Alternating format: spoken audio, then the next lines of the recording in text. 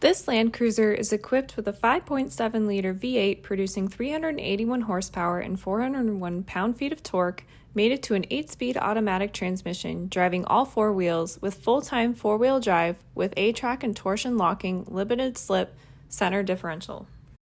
The reason I wanted to test the Land Cruiser was really to see what all the hype was about. After testing the 4Runner, I was interested to see what a even larger SUV from Toyota would feel like, and I just couldn't get over how cool the Heritage Edition looks.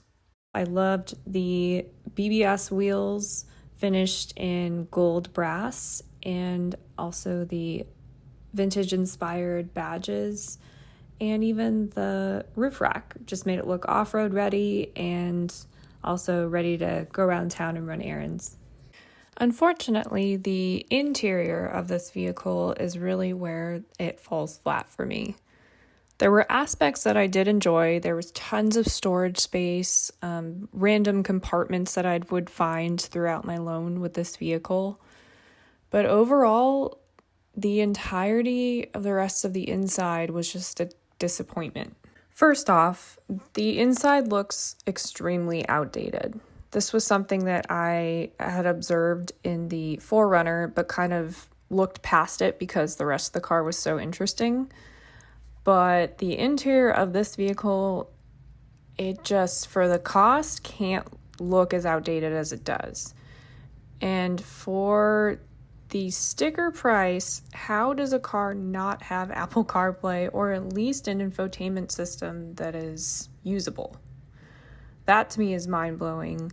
The interior just looks cheap. I realize that some consumers of this vehicle do take it off-road and it needs to be durable. But for the most part, I really doubt that every single Land Cruiser buyer is taking this vehicle off-road just for that purpose. So it really needs to look the part. It needs to look and match its price point. This vehicle is just huge, and it's obviously not necessarily a bad thing. I tend to lean more towards sports cars, but for the purpose of this vehicle, I was able to do a lot with it. I actually went to IKEA and picked up some furniture and fit everything in the back perfectly with room to spare. So the vehicle definitely does have a lot of benefits in that way. I just feel for the $90,000 price tag that the inside should feel a lot more luxurious. And I had even said while I had the vehicle, if the outside were to stay the same almost entirely or just mostly, I'd be happy with that. It looks really cool. It's an interesting looking vehicle. It's definitely got that off-road rugged appearance, but the inside just can't stay the same. Thanks for watching, and be sure to visit girlsdrivefast2.com for the full written review and photos of the Land Cruiser Heritage Edition.